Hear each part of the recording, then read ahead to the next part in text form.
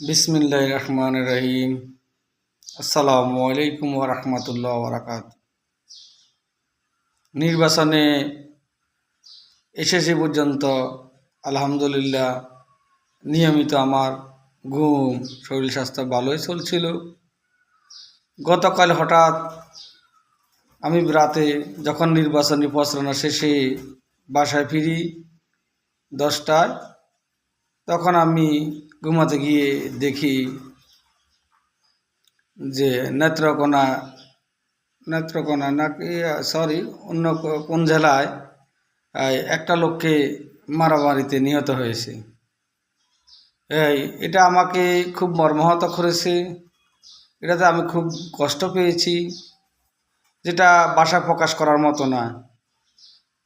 আমি নির্বাচনে এসেছি জনগণকে হকের পথে, সত্যর পথে আহ্বান করার জন্য।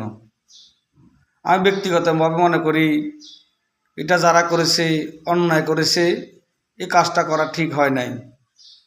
আমরা দেশকে ভালোবাসি, দেশের মানুষকে ভালোবাসি এবং দেশের মানুষের জন্য, দেশের জন্য, ভবিষ্যৎ প্রজন্মের জন্য আমরা কিছু কাজ করে রেখে যেতে চাই, যাতে তারা শান্তিতে বসবাস করতে পারে।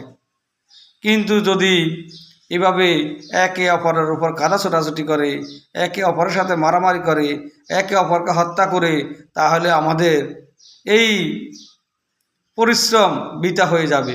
আমাদের এই পরিশ্রম কোনো কাজে আসবে না। আমি বলতে চাই, দৃঢ়কণ্ঠে বলতে চাই, এভাবে যদি মারামারি, আহত এবং নিহত হন, আমি এই নির্বাচন বয়কট করব। আমি এই নির্বাচন করব না। কারণ আমারও সন্তান আছে, যারা মারা যাচ্ছে তাদেরও সন্তান আছে, তাদের পরিবার আছে। আমি যেরকম আমার পরিবারের জন্য একান্ত প্রয়োজন, তারাও তাদের পরিবারের জন্য খুব প্রয়োজন। আমি বলবো এই নির্বাচন আমি আমার পক্ষ থেকে একান্ত ব্যক্তিগতভাবে, আরেকটা যদি খুন হয়, কোথাও বড় ধরনের মারামারি হয়, আমি এই নির্বাচন বয়কট করব। আমি নির্বাচন করব না। আমি ব্যক্তিগতভাবে করব না। দলীয় সিদ্ধান্ত দলের ব্যাপার। আমি কোথাও যদি দেখি আর কোথাও কোনো মানুষ হয়েছে, আমি এই নির্বাচন করব না। আসসালামু আলাইকুম ওয়া রাহমাতুল্লাহি ওয়া বারাকাতুহু।